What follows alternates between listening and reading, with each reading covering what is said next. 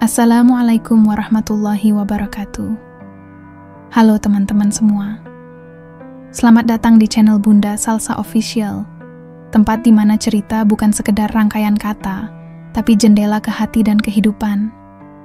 Aku doakan semoga kamu yang lagi nonton ini diberi kesehatan, kelapangan hati, dan kebahagiaan yang enggak putus-putus. Kalau kamu lagi capek, semoga lewat cerita ini kamu bisa merasa lebih ringan. Kalau kamu lagi sendiri, semoga kamu merasa ditemani di sini. Jangan lupa, ambil posisi paling nyaman, duduk santai, siapkan teh hangat atau cemilan kesukaanmu. Karena hari ini aku punya cerita yang bukan cuma seru, tapi juga bisa bikin kamu berpikir, merasa, dan mungkin tersenyum kecil di tengah hari yang sibuk. Selamat menonton, dan selamat hanyut dalam cerita. Jangan lupa tulis komentar setelah nonton ya.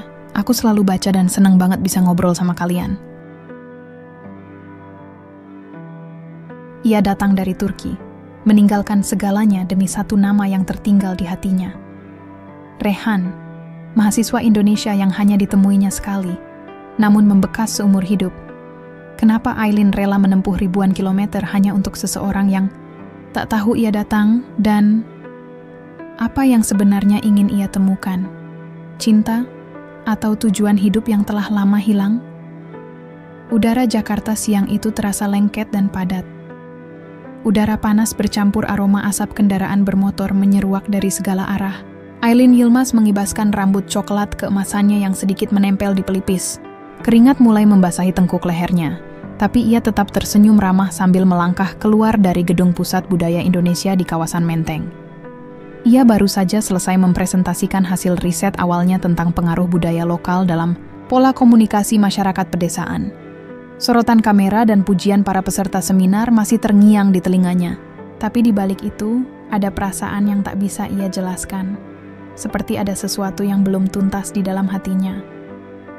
Profesor Aylin, thank you for your inspiring talk. Seru seorang peserta, mahasiswa laki-laki yang terlihat canggung namun antusias. Aylin membalas dengan senyuman, lalu mengangguk sopan. Terima kasih, saya sangat senang bisa berbagi di sini. Saat langkahnya melewati trotoar sempit yang mengarah ke jalan kecil di samping gedung, ia baru menyadari bahwa hari sudah mulai gelap. Langit sore Jakarta berubah kelabu, tanda hujan akan segera turun. Ia menoleh ke kiri dan kanan, mencoba mencari taksi atau transportasi daring. Tapi sinyal ponselnya melemah. Ia memutuskan berjalan menyusuri jalan kecil, berharap bisa menemukan jalan besar lebih cepat. Langkah kakinya makin ragu saat derap kendaraan mulai berkurang. Beberapa toko sudah tutup. Udara mulai mendingin, tapi bukan karena angin. Ada hawa asing yang membuat tengkuknya bergidik. Dan itulah momen di mana semuanya berubah. Suara langkah tergesa datang dari belakang. Sebelum ia sempat menoleh, seseorang merenggut tasnya dengan kasar. Teriakan Aylin terputus saat tubuhnya hampir terjungkal ke trotoar. Matanya membelalak. Ia berusaha mempertahankan tas kecilnya yang berisi paspor, dompet, dan semua dokumen penting. Lepaskan, serunya dalam bahasa Inggris. Matanya memohon. Tapi si penjamret hanya mencibir. Detik berikutnya, suara sepatu berlari terdengar semakin dekat. Seorang pemuda berambut hitam, bertubuh ramping namun tegap, datang dari arah seberang jalan. "Bang, lepasin cewek itu!" teriaknya sambil mengejar si penjamret. Dalam satu gerakan cepat, pemuda itu menendang kaki penjamret hingga terjungkal. Tas Aylin lepas dari genggaman dan terjatuh di aspal. Si penjamret kabur terbirit-birit, sementara Aylin terduduk di pinggir jalan, terengah, jantungnya berdetak begitu kencang.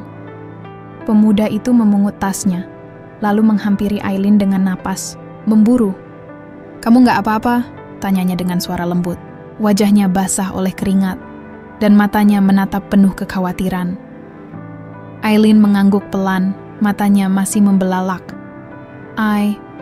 I'm okay, thank you, you saved me," ucapnya dengan suara parau. Pemuda itu mengulurkan tangannya, membantu Aylin berdiri. "Namaku Rehan." "Kamu sendirian?" Aylin mengangguk. "I was going back to my hotel." but I lost signal and... Rehan tersenyum. Jakarta emang bisa gitu. Banyak gang kecil yang sinyalnya hilang, tapi kamu aman sekarang. Mereka berjalan beriringan menuju jalan besar. Rehan dengan sigap memesan ojek daring untuk Aileen, lalu menunggunya sampai benar-benar naik ke motor dan siap kembali ke hotel. Sebelum Aileen pergi, ia sempat mengangkat wajahnya, menatap Rehan dalam-dalam. Rehan, thank you, really. You don't even know me.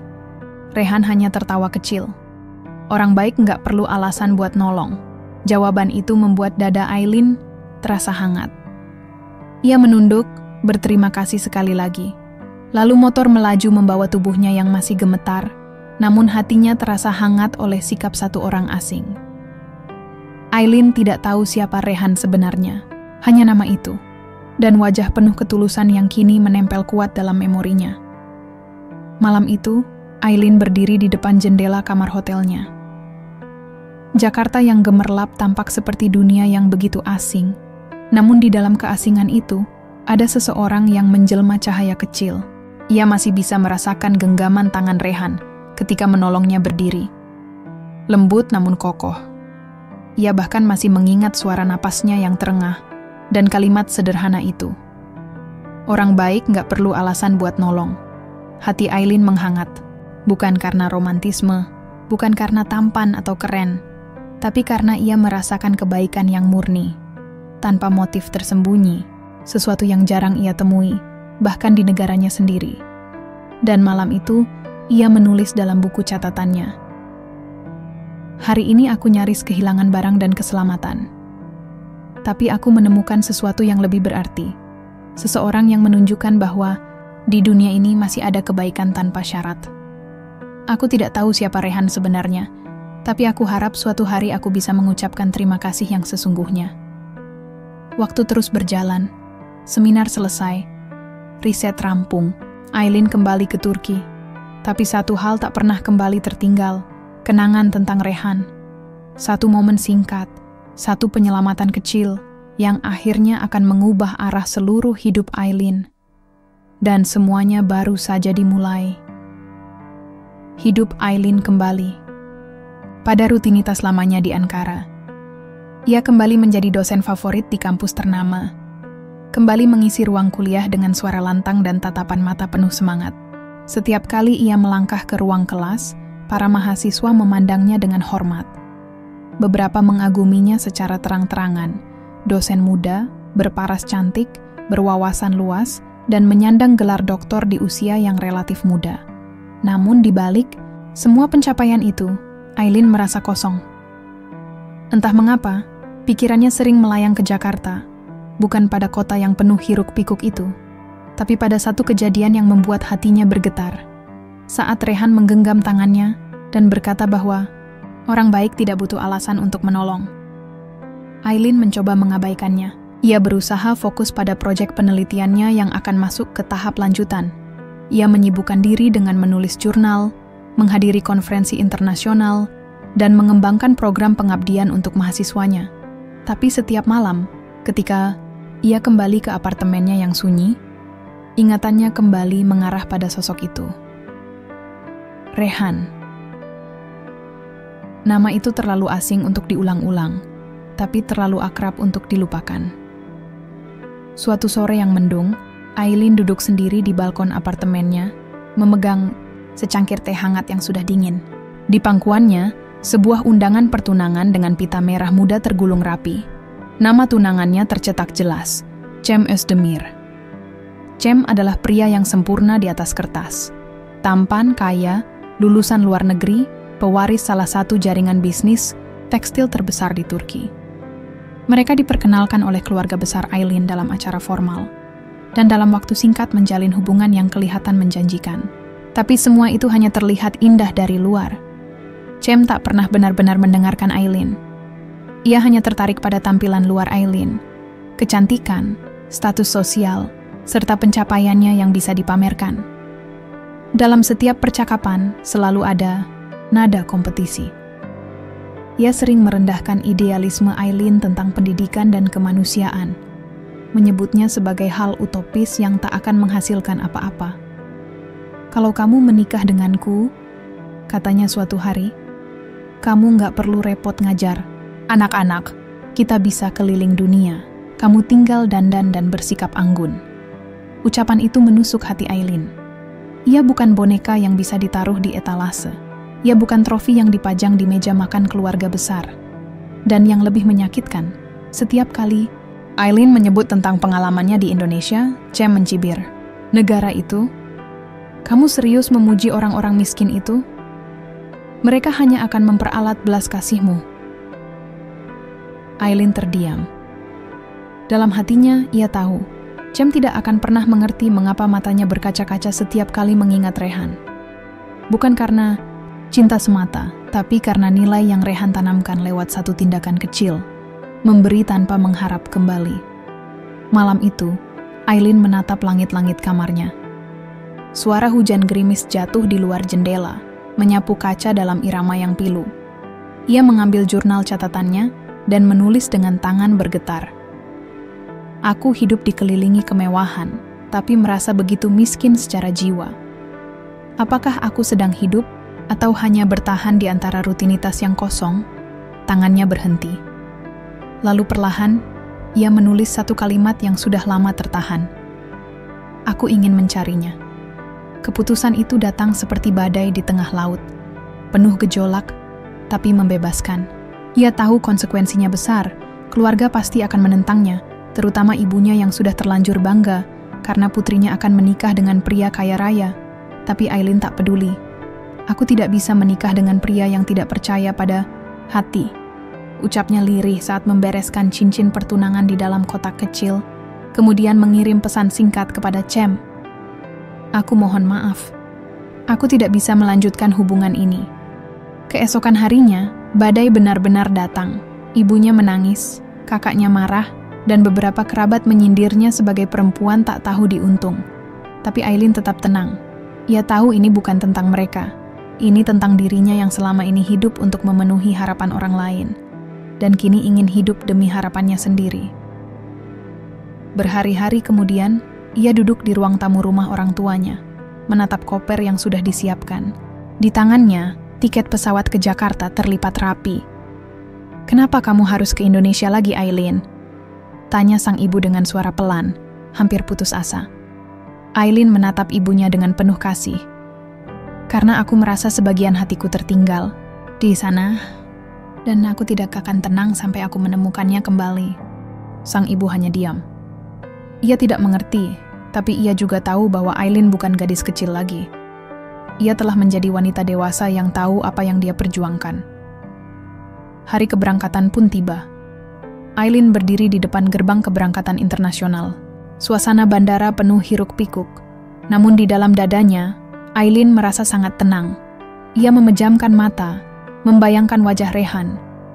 Ia tidak tahu di mana Rehan sekarang. Ia bahkan tak tahu apakah pria itu masih mengingatnya.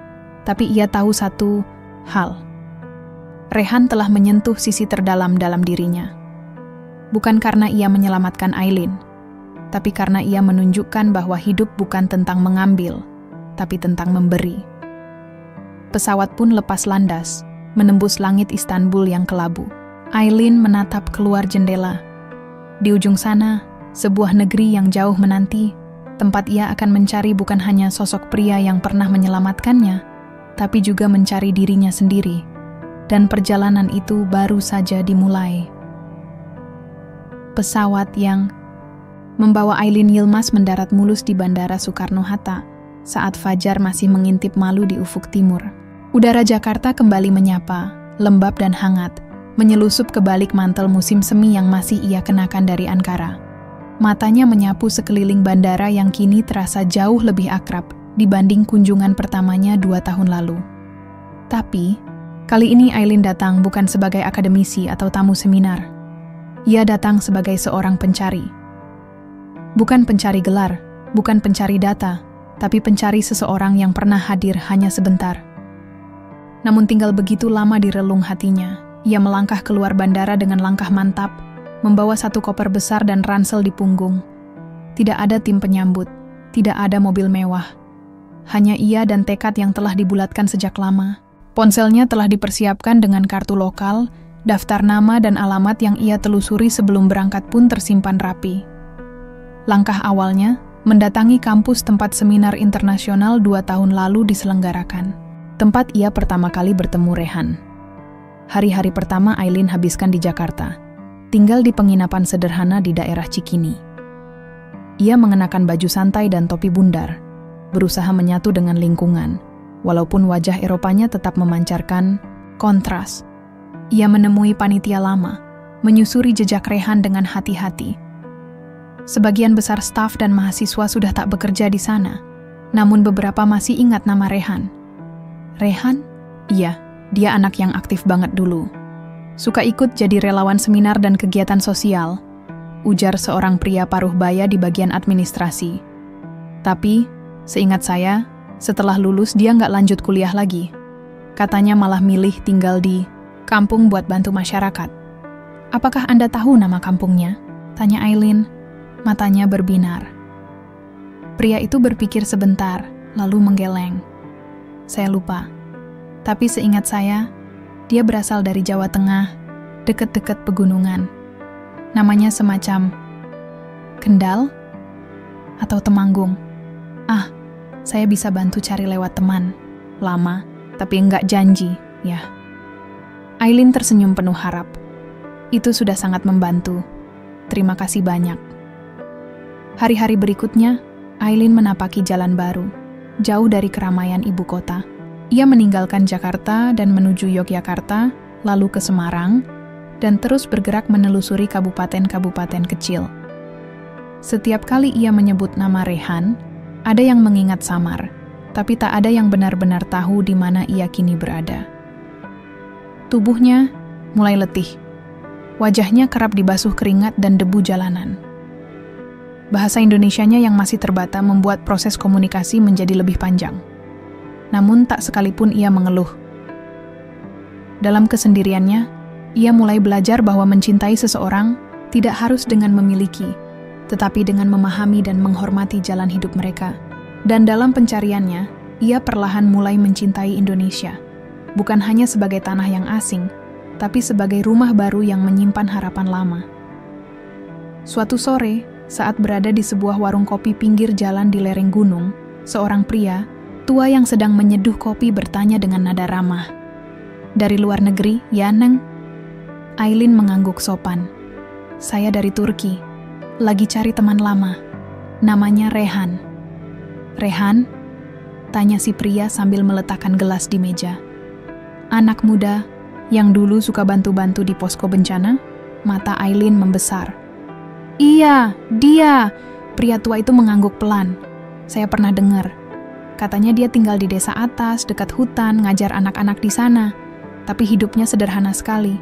Nggak ada listrik, sinyal pun susah. Apakah saya bisa ke sana? Kalau Neng niat bisa. Tapi harus jalan kaki 2 jam dari jalan utama. Nggak bisa pakai motor. Aileen tersenyum. Senyum yang tak lagi penuh keraguan, melainkan keyakinan. Saya akan pergi ke sana. Pagi harinya, dengan membawa satu ransel berisi air, makanan ringan, dan pakaian ganti, Aileen berjalan menelusuri jalan setapak di lereng pegunungan. Jalannya menanjak, licin karena embun, dan dikelilingi pepohonan yang menjulang tinggi. Tapi tak sekalipun ia berpikir untuk berbalik. Langkahnya mungkin lambat, napasnya sempat tersengal, tapi semangatnya tidak gentar. Ia teringat kembali saat ia berdiri di depan kelas dengan gelar dokter ketika semua orang mengaguminya. Tapi hari itu, di tengah hutan, dengan baju lusuh dan sepatu penuh lumpur, Aileen merasa lebih hidup daripada kapanpun sebelumnya. Ia tidak tahu apakah Rehan masih mengingatnya. Ia bahkan tidak tahu apakah Rehan masih tinggal di sana. Namun ia tahu bahwa langkah-langkah kecil ini adalah cara untuk menghormati seseorang yang telah menanamkan benih perubahan dalam dirinya. Dan jauh di dasar hatinya, Aileen mulai menyadari, pencarian ini bukan hanya tentang Rehan, tapi tentang dirinya sendiri, tentang menjadi utuh kembali, tentang menemukan makna hidup di tempat yang paling tidak terduga. Langit mulai menggelap saat Aileen melihat atap rumah dari bambu di kejauhan. Suara, Anak-anak kecil terdengar samar, tertawa, dan menyanyikan lagu yang asing tapi penuh kegembiraan. Aileen berhenti sejenak. Matanya berkaca. Di sanalah hatinya berbisik. Mungkin aku sudah hampir sampai. Langkah kaki Aileen terhenti di tepi jalan tanah yang kini mulai berlumpur. Hujan tipis turun sejak 1 jam lalu, membasahi dedaunan dan membentuk kabut tipis di sepanjang lereng. Di depannya berdiri sebuah bangunan sederhana dari kayu dan bambu, berdinding anyaman, beratap seng yang mulai berkarat. Di sisi kanan bangunan itu, tampak beberapa anak kecil duduk di bangku panjang tanpa alas. Wajah mereka kotor, pakaian mereka lusuh, namun mata mereka berbinar saat mendengarkan suara seseorang yang berdiri di depan papan tulis dari triplek bekas. Aileen berdiri membeku di balik pohon, mengatur napas yang tersengal setelah mendaki selama 2 jam lebih. Matanya tak berkedip. Di depan kelas sederhana itu, berdirilah pria yang selama ini hanya hidup dalam kenangan. Rehan. Tubuhnya kurus, kulitnya lebih gelap dari terakhir Aileen ingat, dan rambutnya sedikit lebih panjang. Tapi gaya bicara dan cara, ia menatap anak-anak itu, penuh kelembutan dan ketulusan. Masih sama. Ia tak mengenakan sepatu, hanya sandal jepit usang. Kemejanya kusam, celananya robek di lutut. Namun tak ada yang bisa menyembunyikan aura damai yang memancar dari dirinya. Aileen menutup mulutnya dengan tangan. Tangisnya pecah dalam diam. Ia tidak tahu harus merasa bahagia atau hancur. Bahagia karena telah menemukan Rehan. Hancur karena pria itu tampak telah meninggalkan segalanya, termasuk kemungkinan memiliki kehidupan yang lebih layak demi tetap berada di tempat terpencil ini, mengabdi tanpa pamrih. Setelah kelas bubar, Aileen memberanikan diri melangkah maju. Rehan sedang membereskan buku-buku lusuh ketika mendengar suara langkah kaki menghampirinya. Ia menoleh, lalu membeku. Untuk sesaat, mata mereka bertemu. Tak ada kata, tak ada senyum, hanya keheningan panjang yang terasa nyaring. Rehan. Suara Aileen akhirnya keluar, gemetar. Rehan menatapnya lama, keningnya mengernyit. Kamu, Aileen? Aileen mengangguk. Senyum gugup terbentuk di wajahnya yang basah karena hujan. Aku kembali. Rehan mundur setapak, masih menatap tak percaya. Apa yang kamu? Ngapain kamu kesini? Bagaimana kamu tahu aku di sini? Aileen tertawa hambar, lebih mirip pelarian dari guncangan batin. Aku mencari kamu, bertahun-tahun, ke kampus, ke kota, ke desa. Dan akhirnya sampai di sini. Rehan. Terlihat tak nyaman. Ia mengalihkan pandangan, seakan keberadaan Aileen adalah beban yang tidak siap ia tanggung. Kamu seharusnya tidak datang ke sini, Aileen. Ini bukan tempat buat orang sepertimu. Ucapan itu menusuk dada Aileen. Ia menarik napas dalam. Dan kamu pikir aku datang untuk melihat tempat ini? Rehan menatapnya lagi. Kini lebih tenang, tapi tetap waspada. Kenapa? Pertanyaan itu menggantung. Aileen menunduk sebentar, lalu mendekat. Karena aku tidak pernah lupa saat kamu menolongku.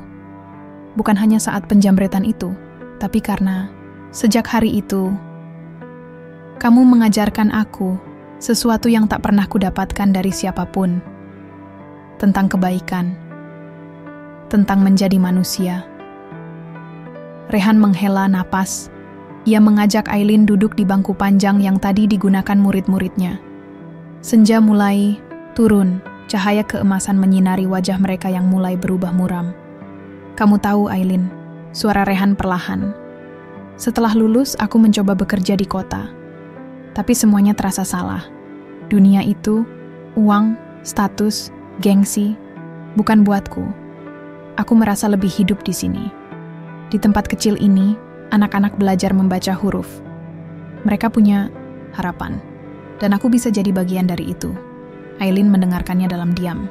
Setiap kata yang keluar dari mulut Rehan seperti angin pegunungan, dingin, namun menenangkan.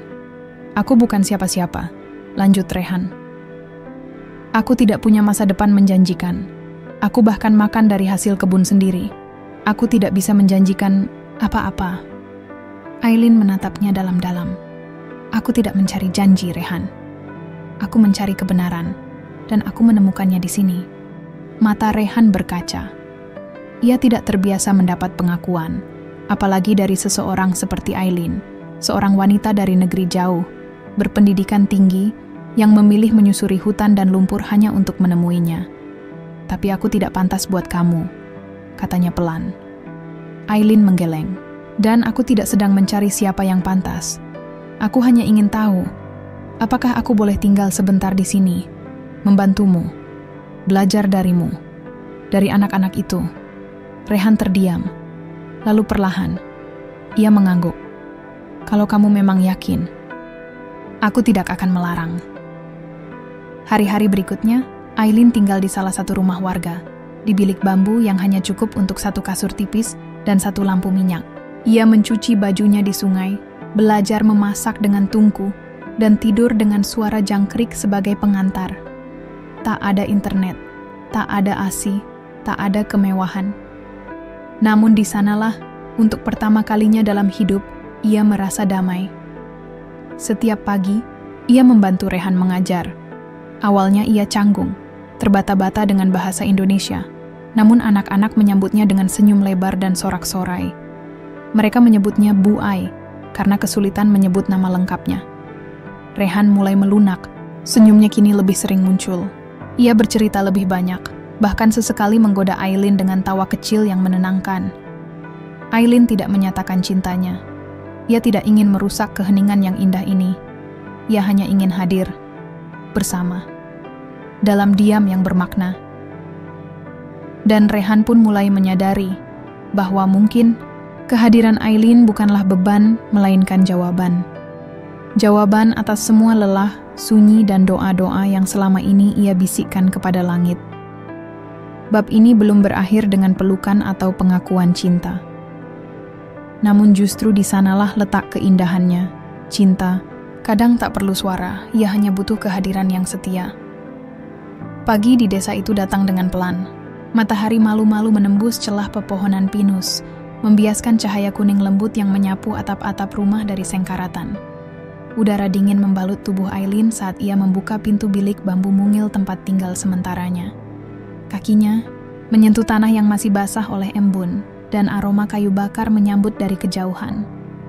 Sudah 1 minggu Aileen tinggal di desa itu. Ia bangun setiap hari sebelum ayam jantan berkokok, mencuci mukanya dengan air sumur yang menggigit kulit, lalu membantu ibu laras, ibu dari 5 anak, yang mengizinkannya tinggal sementara di rumahnya. Rumah itu sederhana. 2 ruangan, 1 dapur berlantai tanah, dan 1 sumur bersama tetangga. Tidak ada kamar mandi. Aileen harus berjalan 15 menit ke sungai jika ingin mandi. Namun anehnya, tak ada keluhan yang keluar dari mulutnya. Hidup yang penuh keterbatasan itu justru menumbuhkan ruang luas dalam jiwanya. Ia mulai memahami bahwa kenyamanan tak selalu identik dengan teknologi dan bahwa kebahagiaan bisa tumbuh dari kesederhanaan yang jujur. Hari itu, seperti hari-hari sebelumnya, Aileen dan Rehan berjalan menuju gubuk belajar yang mereka bangun bersama. Tangan Aileen membawa kotak berisi kertas lipat warna-warni dan beberapa buku cerita bergambar yang ia beli di kota beberapa hari sebelumnya. Ia ingin mengajarkan anak-anak membuat origami dan bercerita lewat gambar. Namun sebelum mereka tiba, seorang wanita paruh baya dengan selendang merah menyapanya dengan nada datar. "Bu Ai, boleh bicara sebentar?" Aileen mengangguk sopan. Ia tahu dari nada suaranya bahwa ini bukan sekadar basa-basi. Wanita itu bernama Bu Sumiem, salah satu tokoh perempuan di desa. Ia terkenal vokal, keras, dan seringkali berperan sebagai perwakilan tak tertulis dalam urusan warga. "Saya mau tanya, jenengan ini dari luar negeri kan? Apa tujuannya tinggal di sini? Apa hanya ingin dekat sama Pak Rehan?" Tanyanya tajam, tanpa basa-basi. Pertanyaan itu seperti tamparan yang menghantam pipi Aileen.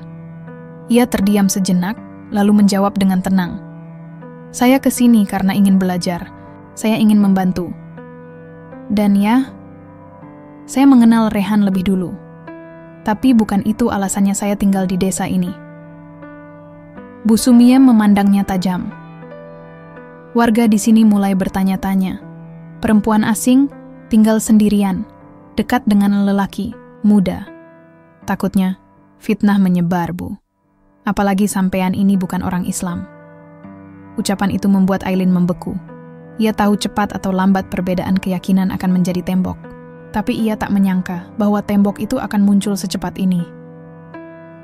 Saya hormat dengan keyakinan warga sini, ucapnya lembut. Saya datang bukan untuk merusak. Saya hanya ingin menanam kebaikan. Bu Sumiem tidak menjawab. Ia hanya mengangguk, dingin, lalu berjalan pergi. Saat mengajar hari itu, senyum Aileen terasa lebih tipis, suaranya terdengar lebih lemah. Anak-anak tetap antusias, namun sesekali Aileen memalingkan wajah, menyeka air mata yang menetes diam-diam. Rehan, yang duduk di sudut, menyadarinya. Setelah kelas selesai, Rehan menghampirinya. "Kamu kelihatan beda hari ini. Kenapa?" tanyanya. Pelan Aileen mencoba tersenyum. "Rehan, apakah aku salah datang ke sini?" Rehan mengerutkan kening. "Siapa yang bilang begitu?" Aileen menghela napas panjang. "Aku tidak ingin menyusahkanmu. Aku tahu keberadaanku bisa menimbulkan masalah. Orang-orang mulai mempertanyakan aku. Agamaku, niatku, bahkan niat kita." Rehan menatap jauh ke depan, ke arah pegunungan yang menjulang biru di kejauhan. Ia tahu Aileen tidak sedang berlebihan. Ia sendiri sudah mendengar bisik-bisik dari beberapa warga. "Aku juga sempat takut, Lin," ucapnya lirih. "Takut kamu terluka. Takut kamu dibenci. Tapi yang kulihat selama ini, kamu justru mengajarkan kami arti keberanian. Kamu tidak pernah mengeluh, bahkan saat harus mandi di sungai atau makan nasi jagung setiap hari." Aileen menunduk. "Tapi, jika kehadiranku justru membuatmu dijauhi warga, aku..." Rehan memotong, suaranya lebih dalam. "Jangan pergi." Aileen mendongak, mata mereka bertemu. "Aku lebih butuh kamu di sini daripada semua keraguan yang mereka tanamkan," lanjut Rehan. Beberapa hari kemudian, Aileen mengumpulkan ibu-ibu desa dan mengusulkan sebuah kegiatan baru. Kelas membaca untuk para ibu yang buta huruf. Awalnya banyak yang menolak, merasa malu. Tapi Bu Laras yang pertama kali mendaftar, dan perlahan satu persatu mulai ikut. Aileen mengajar dengan sabar. Ia menggunakan metode gambar, permainan, dan nyanyian sederhana. Ia tidak hanya mengajarkan huruf, tapi juga membangun kepercayaan. Ia mendengarkan cerita mereka, tertawa bersama mereka, dan bahkan ikut membantu menjemur pakaian dan mengupas singkong di dapur umum. Dan perlahan, pandangan warga mulai berubah. Orang-orang yang tadinya mencibir, kini mulai tersenyum saat berpapasan. Anak-anak yang awalnya hanya berani melihat dari balik pintu, kini memeluknya setiap pagi. Bahkan Bu Sumiem yang keras kepala mulai duduk di barisan belakang kelas membaca, dan diam-diam ikut belajar mengeja. Satu malam, Aileen duduk sendirian di depan gubuk kecil tempat ia tinggal. Angin gunung bertiup pelan. Di tangannya, ada secarik kertas bertuliskan huruf-huruf Indonesia yang ia ajarkan hari itu. Rehan datang dan duduk di sampingnya, membawa 2 cangkir teh panas dari daun serai. "Kamu sudah diterima," katanya pelan. Aileen menoleh. "Mereka belum semua percaya padaku. Tapi kamu sudah mulai mencuri hati mereka," ujar Rehan sambil tersenyum. Aileen menatap teh di tangannya, lalu berkata lirih, "Aku tidak pernah menyangka akan menemukan rumah di tempat yang begitu jauh dari negara asalku." Rehan diam beberapa saat, lalu berkata, "Dan aku tidak pernah menyangka bahwa seseorang yang hidupnya sempurna memilih tinggal di dunia kecilku. Untuk pertama kalinya, mereka tidak membicarakan masa lalu. Tidak juga membicarakan masa depan.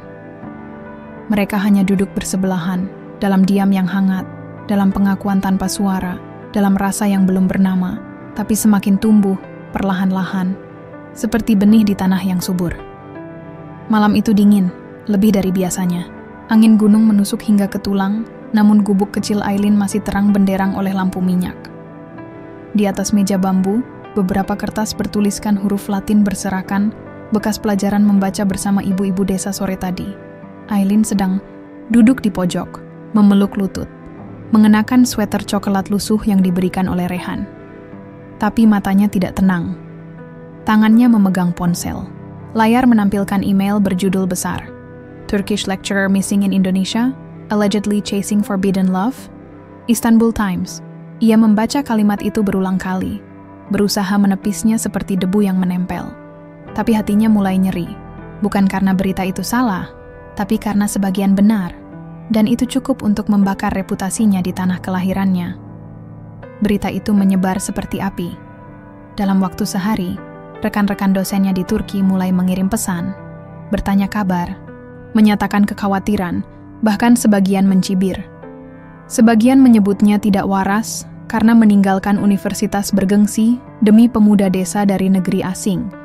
Bahkan ibunya di Ankara mengirim pesan panjang berisi amarah dan kekecewaan. Aileen, kamu anakku satu-satunya. Bagaimana bisa kau korbankan hidupmu demi orang yang bahkan tidak seagama, tidak setara? Tangannya gemetar. Ia menulis balasan, lalu menghapusnya. Menulis lagi, lalu diam. Besok paginya, Rehan datang lebih awal dari biasanya. Ia membawa tahu goreng dan lontong untuk sarapan. Tapi wajah Aileen jelas menunjukkan ada sesuatu yang salah. Kamu kelihatan gak tidur, katanya lembut. Aileen menyerahkan ponselnya tanpa berkata sepatah kata pun. Rehan membaca perlahan alisnya menegang. Kamu viral? Gumamnya pelan. Aileen mengangguk. Ini bisa menghancurkan karierku di Turki. Bahkan, aku bisa kehilangan kewarganegaraan jika dianggap menghina nilai budaya.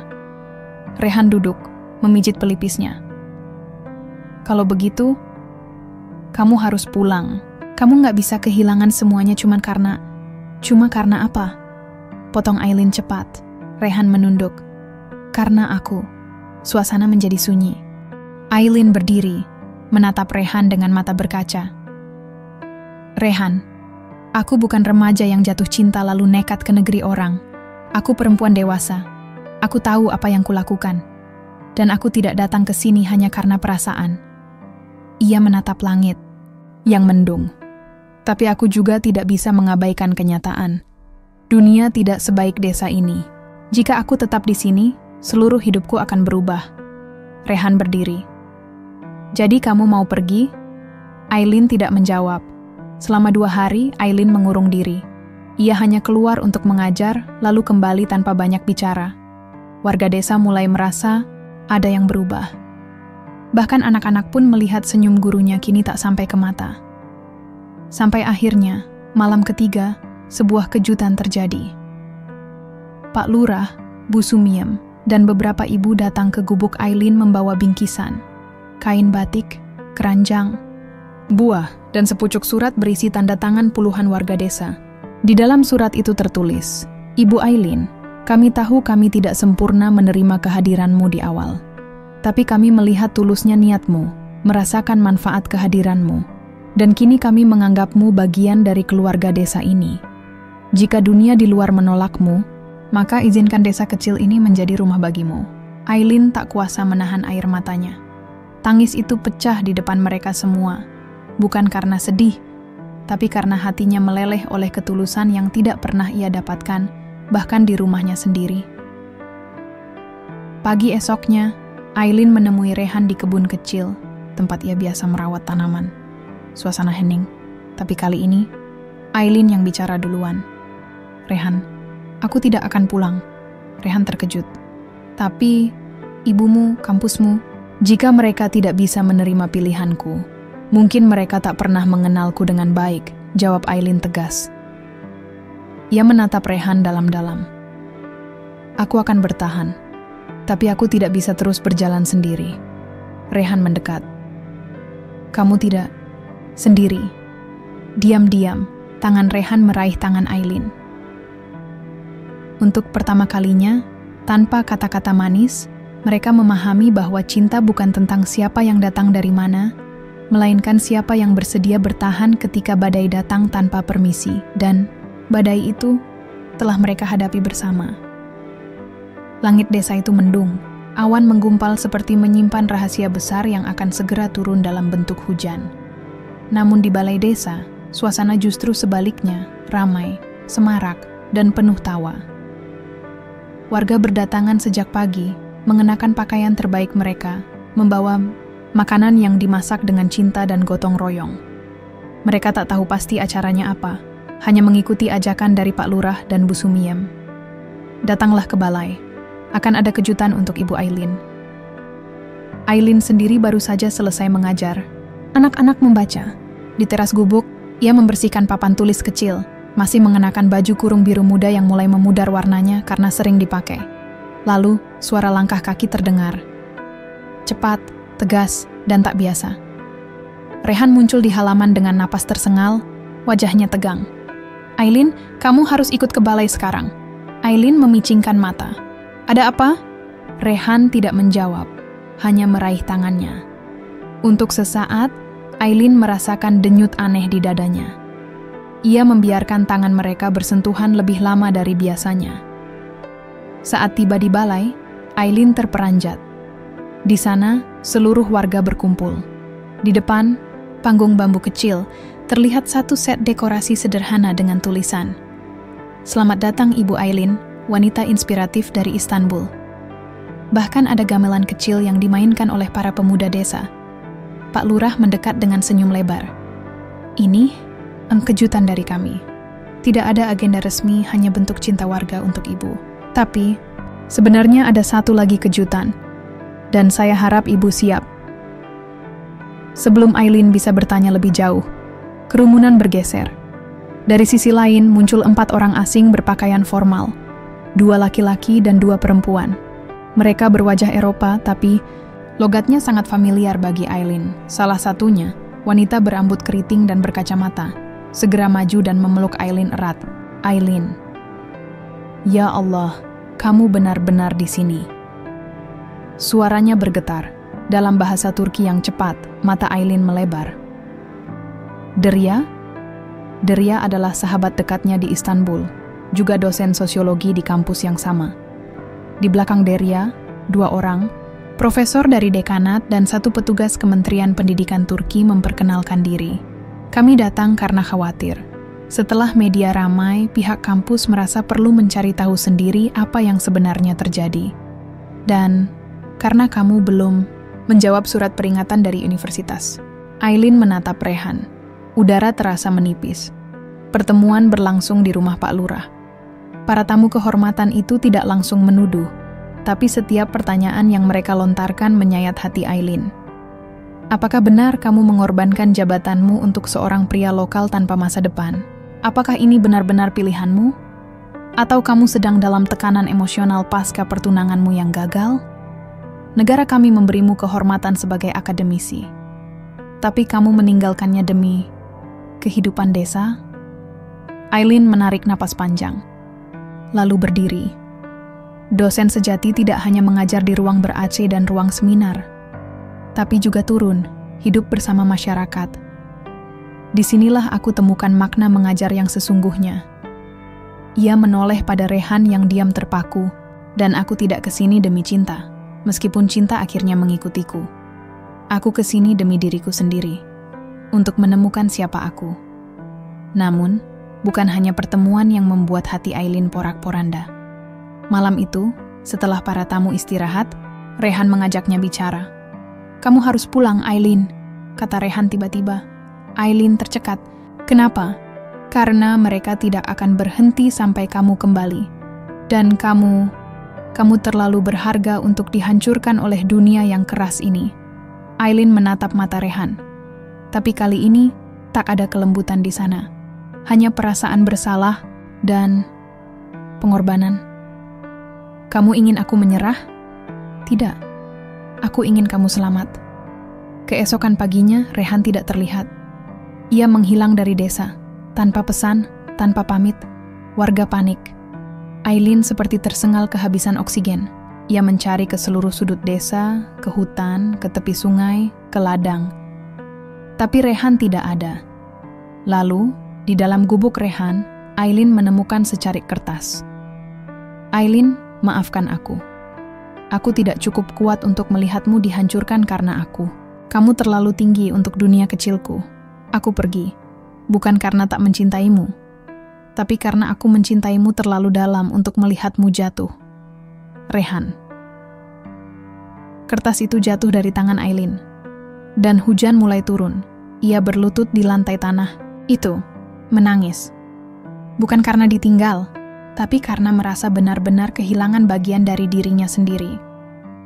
Dua dunia baru saja bertabrakan, dan puing-puingnya menghantam hati Aileen hingga hancur berkeping.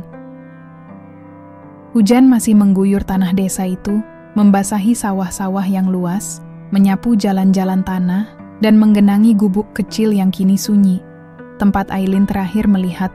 Rehan. 3 hari sudah berlalu sejak Rehan pergi. 3 malam pula Aileen melewatkan waktu tanpa tidur yang layak. Matanya sembab, tubuhnya lelah, tapi hatinya lebih parah, retak, seperti kaca dilempar ke bebatuan. Derya dan rombongan dari Turki telah pulang, tidak dengan paksaan, melainkan dengan satu kalimat terakhir dari Aileen yang membuat mereka terdiam. Kalian boleh mengambil jabatanku, tapi tidak akan pernah bisa mengambil keyakinanku. Aku memilih jalan ini dengan sadar, dengan hati, dan dengan cinta. Kini ia sendiri. Ditinggal semuanya. Teman, jabatan, bahkan orang yang ia cari jauh-jauh dari Istanbul. Namun Aileen tidak menyerah. Ia mengunjungi Pak Lurah, meminta bantuan. Warga ikut mencari, menyusuri jalur-jalur yang biasa Rehan lewati. Mereka bertanya ke desa sebelah, ke sekolah-sekolah informal, tempat Rehan kadang jadi sukarelawan. Sampai suatu pagi, seorang bocah berlari ke rumah Bu Sumiem, tempat Aileen menginap. "Ibu Aileen, aku lihat Mas Rehan di Dusun Hulu, di dekat bukit tempat sungai pecah." Aileen langsung berdiri. Tanpa ragu ia mengambil jaket, membungkus tubuhnya yang gemetar oleh harapan, lalu berlari menembus hujan kecil yang mengguyur bumi. Perjalanan menuju bukit itu tidak mudah. Jalannya sempit, licin, dan penuh bebatuan. Tapi Aileen terus berjalan. Lututnya luka, kakinya terpeleset beberapa kali, tapi ia tidak berhenti. Dan ketika sampai di ujung bukit itu, ia melihatnya. Rehan, duduk di bawah pohon besar, mengenakan baju lusuh, sendirian. Ia sedang menulis sesuatu di buku catatan kecil, tak menyadari ada yang memperhatikannya dari kejauhan. Aileen melangkah pelan. Tangisnya pecah sebelum ia bisa menahan. Rehan, pria itu menoleh. Mata mereka bertemu. Waktu seolah berhenti. Aileen berlari mendekat dan tanpa banyak kata ia memeluknya. Erat, lama, air mata mereka bercampur dengan gerimis pagi yang jatuh dari langit. "Aku mencarimu kemana-mana." Suara Aileen serak. Rehan tidak menjawab, hanya memeluk lebih erat. "Aku tidak peduli dengan dunia luar, Rehan. Aku tidak peduli dengan jabatan, dengan Turki, dengan segala kenyamanan yang pernah kupunya. Aku hanya ingin satu hal, kamu." Rehan menggeleng pelan. "Aku bukan siapa-siapa, Aileen. Aku bahkan tak punya rumah layak. Hidupku nomaden, penuh lumpur dan capek. Kamu tidak pantas untuk hidup seperti itu. Justru karena aku mengenal kehidupan mewah, aku tahu betapa kosongnya. Suri itu jika tidak berbagi. Kamu mengajariku arti hidup sesungguhnya." Rehan akhirnya menunduk. "Aku takut, kalau kamu ikut hidup bersamaku, kamu akan kehilangan semua yang sudah kamu bangun." Aileen tersenyum lembut. "Kamu salah. Denganmu, aku justru membangun semuanya dari awal. Bukan demi status, tapi demi makna." Rehan menatap matanya dalam-dalam, dan di sana, ia melihat ketulusan. Tidak ada kepura-puraan, tidak ada harapan tinggi, hanya cinta dan keberanian. Beberapa minggu kemudian, di balai desa yang sederhana, mereka mengucap janji pernikahan di hadapan warga. Tak ada gaun mewah, tak ada tamu penting dari luar negeri. Hanya satu set gamelan kecil dan selembar sajadah yang menjadi saksi. Aileen mengenakan kebaya putih sederhana. Rehan memakai batik coklat tua dan peci hitam.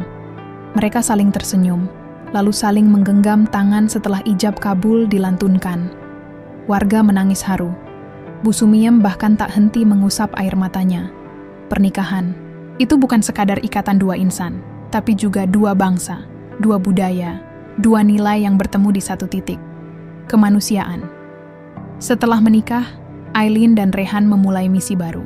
Mereka mendirikan yayasan kecil di desa itu, tempat belajar gratis untuk anak-anak dari berbagai penjuru pelosok. Aileen menghubungi kenalan-kenalan lamanya dari Turki yang juga rindu makna dalam pendidikan. Ia menggabungkan metode modern dari negaranya dengan kearifan lokal Indonesia.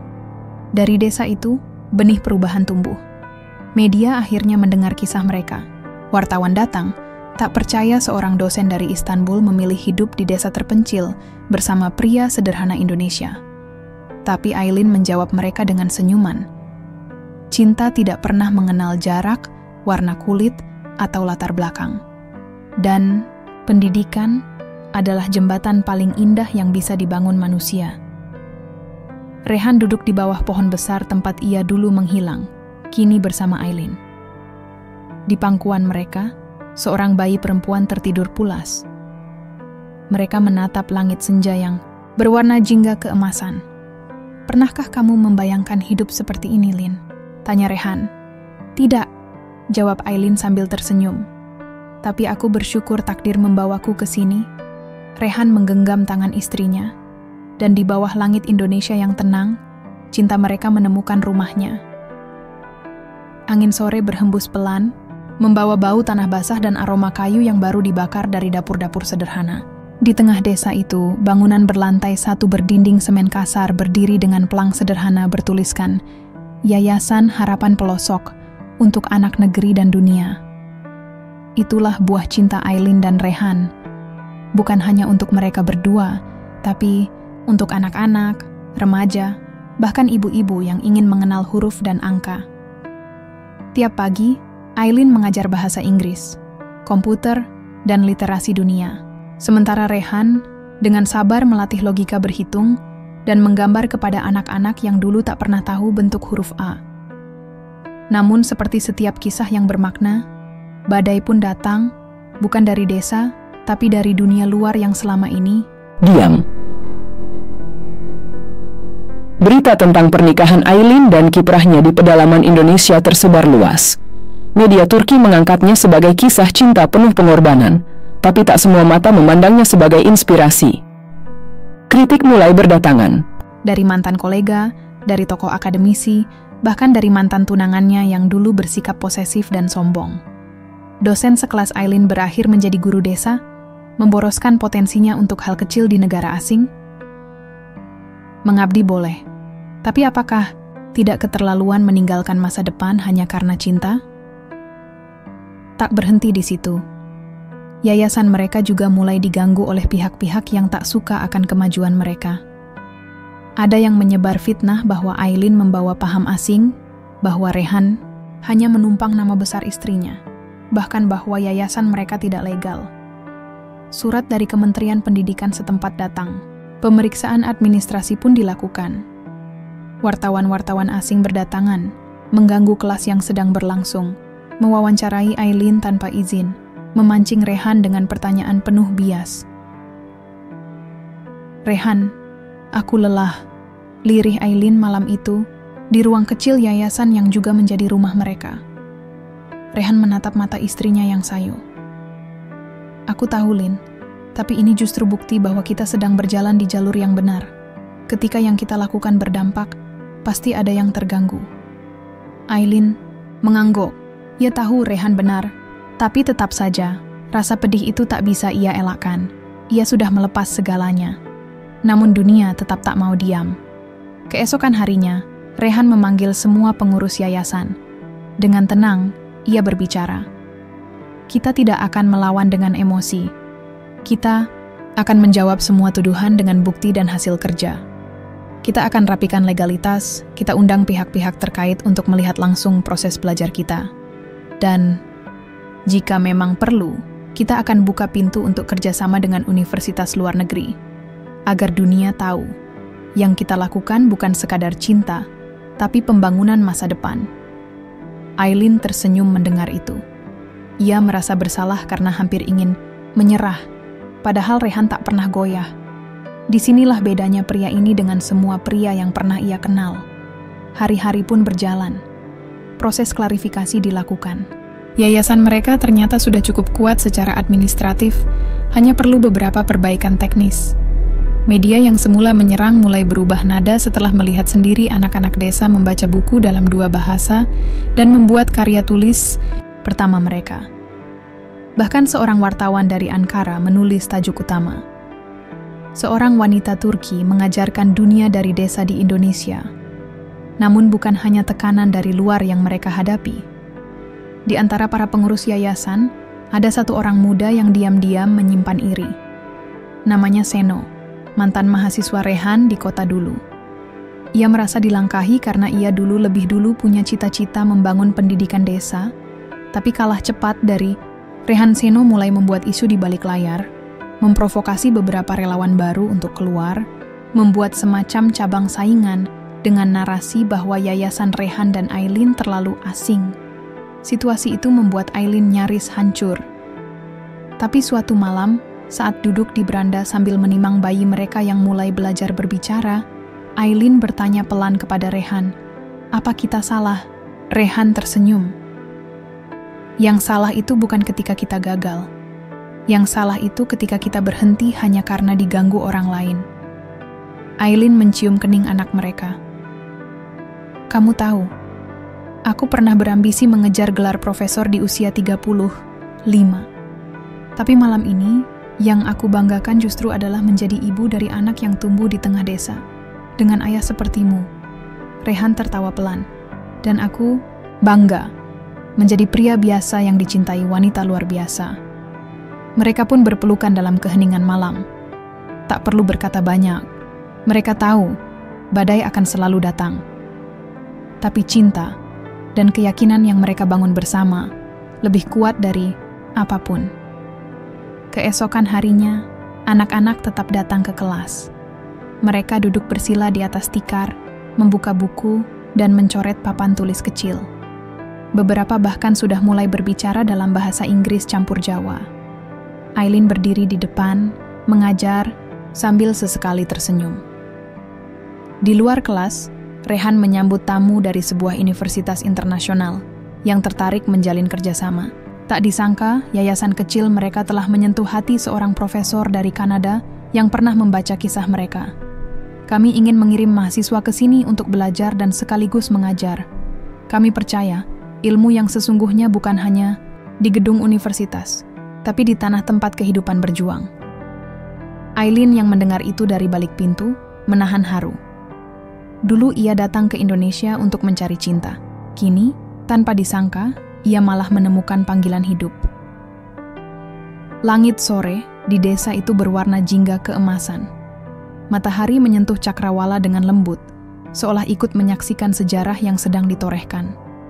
Di tanah sederhana yang dulunya hanya ladang ilalang dan rumah-rumah bambu, kini berdiri sebuah bangunan kokoh 2 lantai, yang tidak hanya menjadi pusat pendidikan, tetapi juga simbol dari cinta yang menembus batas negara, status, dan waktu. Nama bangunan itu, Pusat Pembelajaran, International Rehan Island. Suasana riuh namun haru. Anak-anak berdiri rapi mengenakan pakaian tradisional. Beberapa relawan dari berbagai negara tersenyum dan saling bersalaman. Bendera Indonesia dan Turki berdiri berdampingan, diapit bendera kecil dari Kanada, Jepang, dan Malaysia. Negara-negara pertama yang mengirimkan mahasiswa untuk program belajar mengajar lintas budaya. Aileen mengenakan kebaya sederhana berwarna krem, rambutnya disanggul anggun. Di sebelahnya, Rehan memakai batik tua milik ayahnya, tersenyum bangga tapi tetap sederhana seperti biasanya. MC mempersilakan Rehan untuk maju. Semua hadirin hening. Ia berdiri di podium bambu yang dibangun oleh warga desa sendiri. "Aku tidak punya banyak gelar," katanya jujur. "Yang aku punya hanya keyakinan bahwa pendidikan adalah hak semua orang, dimanapun mereka berada. Dan cinta adalah energi paling besar yang bisa mendorong kita berani melakukan hal-hal yang dulu tampak mustahil." Suara tepuk tangan bergema.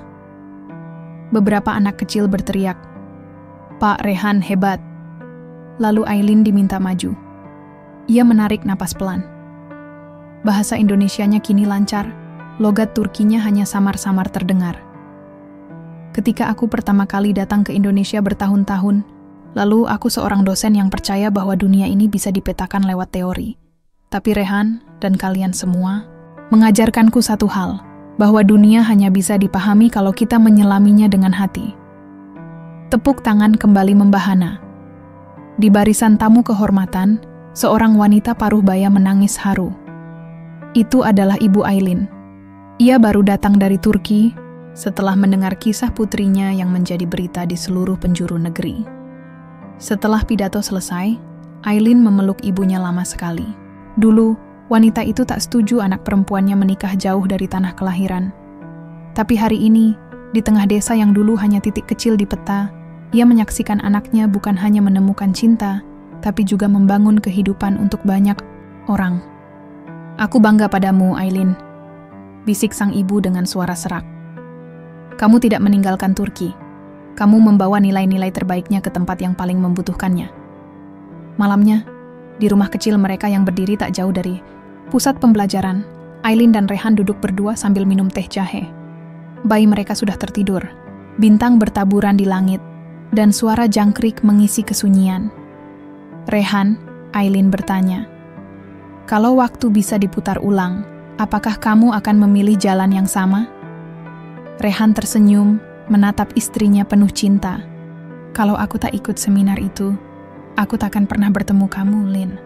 Kalau aku tak berani meninggalkan kenyamanan kota, aku takkan pernah tahu seperti apa rasa damai yang sesungguhnya.